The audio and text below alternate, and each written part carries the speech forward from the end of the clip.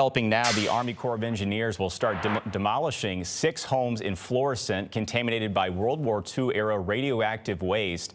This is happening in the Cades Cove neighborhood. Those 6 houses sit along Coldwater Creek. This area was contaminated by radioactive waste from the Manhattan Project as the U.S. worked to build the atomic bomb.